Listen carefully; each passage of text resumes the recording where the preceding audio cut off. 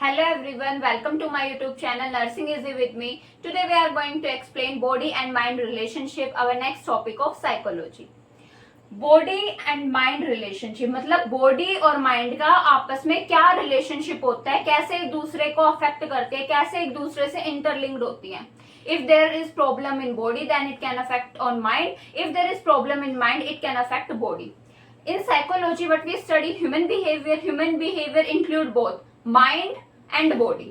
Mind क्या होता है? It is sum total of various mental process like observing, knowing, thinking, reasoning, feeling and imaging.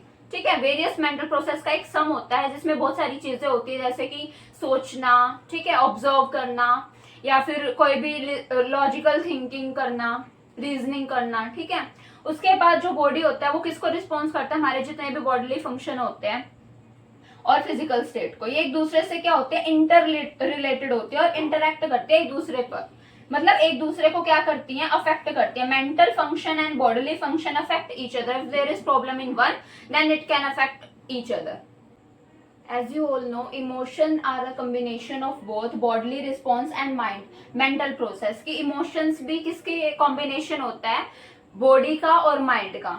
ठीक है, bodily response और mental process. For example हम कैसे समझ सकते हैं बॉडी और माइंड रिलेशनशिप का? कि जब हमारी बॉडी जो है वो किस में है? डेंजर वाली कंडीशन में है. ठीक है, तो हमारी body just as the body produce epinephrine to fight danger. कि जब बॉडी को डेंजर से फाइट करना है तो वो क्या प्रोड्यूस करती है? एपिनेफ्रिन. लेकिन इसमें माइंड का क्या रोल होता है? कि mind help to decide whether it is needed और नॉट नीडेड. ठीक है, फाइट वाली जो कंडीशन है, फाइट एंड फ्लाइट वाला जो हमारी कंडीशन होती है, उसमें क्या प्रोड्यूस करता है? एपिनेफ्रिन, हमारी बॉडी. लेकिन माइंड उसको डिसाइड करेगा कि जरूरत है या नहीं है. ठीक है, तो ये है कि बॉडी और माइंड का एक दूसरे से कैसे रिलेशनशिप होता है, कि बॉडी कैसे काम करती है और माइंड कैसे काम करता है. Now we explain how effect of bodily condition on mental functioning.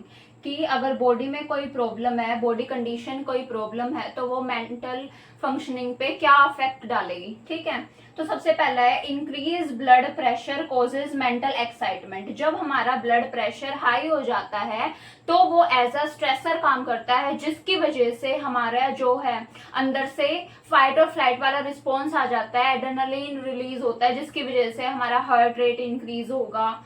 ठीक है, और जो हमारी ब्रीथिंग रेट है वो भी रैपिड हो जाती है. तो हम क्या कॉज कर सकता है? हाई ब्लड प्रेशर या फिर increase blood pressure mental excitement cause कर सकता है.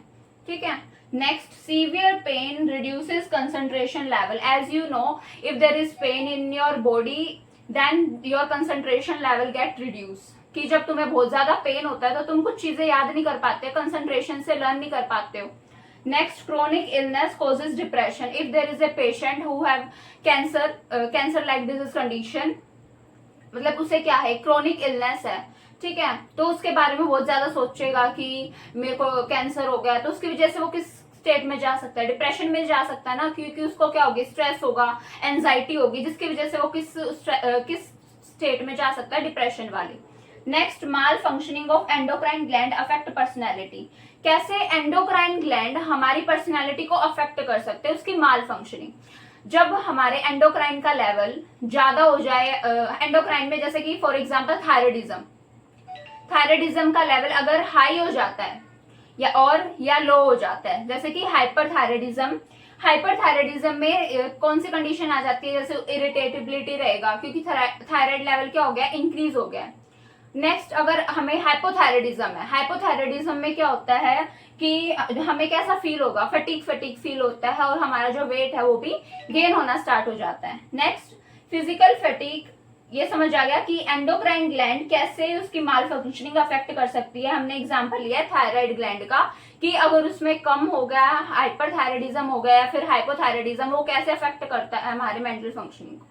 Next, physical fatigue affect our mood, reduce motivation and interest. जब हम बहुत ज्यादा थके हुए होते हैं या फिर हमारा जो स्लीप है वो प्रॉपर नहीं ली है हमने, तो उसकी वजह से क्या हो सकता है? हम कैसा फील करेंगे? डिमोटिवेटेड, इंटरेस्ट नहीं होगा किसी भी चीज में, हमारे मूड जो होगा वो भी कैसा होगा? अच्छा नहीं होगा. ठीक है, फिजिकल फटीग अफेक्ट करती है हमारे मूड को, मोटिवेशन को, इंटरेस्ट को. Next, brain injury affects many psychological function. अगर हमारे ब्रेन में कोई इंजरी हो गई है, उसकी वजह से हमारे जितने भी साइकोलॉजिकल फंक्शंस हैं वो क्या हो जाएंगे, अफेक्ट हो जाएंगे। तो ये है कि बॉडी कैसे अफेक्ट करता है मेंटल फंक्शनिंग पे। Now we explain effect of mental condition on bodily function. कैसे मेंटल कंडीशन हमारे बॉडी फंक्शन को अफेक्ट करता है। First, unpleasant emotions like fear, anger, worry causes irritability, headache and insomnia. कि अगर हमारा जो इमोशंस है वो कैसे अनप्लीजेंट है, फियर के है या फिर एंगर है, ठीक है, या फिर हमें टेंशन है, वरी है, तो वो क्या कॉज कर सकता है, इरिटेबिलिटी, ठीक है, इरिटेट सा फील होगा।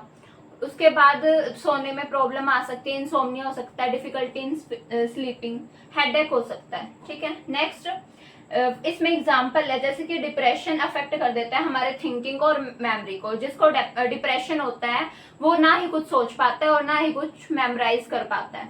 Next, emotional conflict causes peptic ulcer. अगर हम इमोशनली हमने किसी के साथ लड़ाई कर ली है तो उसमें क्या हो सकता है, अगर हमें इमोशनली कोई कॉन्फ्लिक्ट है, किसी के बारे में हमें सोचे गलत ये सोच रहे हैं कि वो हमारे बारे में क्या सोचता है, ठीक है, उससे क्या हो सकता है, पेप्टिक अल्सर कॉज हो सकते हैं। पेप्टिक अल्सर क्या होता है, अल्सरेशन हो जाती है स्टमक की लाइनिंग में, डियोडिनम में और इसोफेगस में, ठीक है। Next, anxiety and panic disorder causes shortness of breath. जब जिसको एंजाइटी डिसऑर्डर होते हैं उसमें क्या हो सकती है, शॉर्टनेस ऑफ ब्रेथ हो सकती है, ठीक है, डिफिकल्टी इन ब्रीथिंग। उसके बाद आता है unconscious motivation and conflict give rise to many physical complaints like neurotic disorder. अगर किसी की जो अनकॉन्शियस मोटिवेशन है या फिर कोई कॉन्फ्लिक्ट है वो भी क्या कॉज कर सकते हैं, बहुत सारे फिजिकल कंप्लेंट्स, जैसे कि न्यूरोटिक डिसऑर्डर, बहुत सारे डिसऑर्डर कॉज कर सकते हैं, फॉर एग्जांपल न्यूरोटिक डिसऑर्डर्स, ठीक है। Next, deep thinking and concentration causes physical strain. जब हम कुछ ज्यादा ही सोचते हैं या फिर कंसंट्रेशन किसी पे ज्यादा लगा देते हैं तो वो हमें क्या कर सकता है, फिजिकल स्ट्रेन कॉज कर सकता है। मतलब एक चीज को बहुत ज्यादा ओवर यूज करना, ठीक है।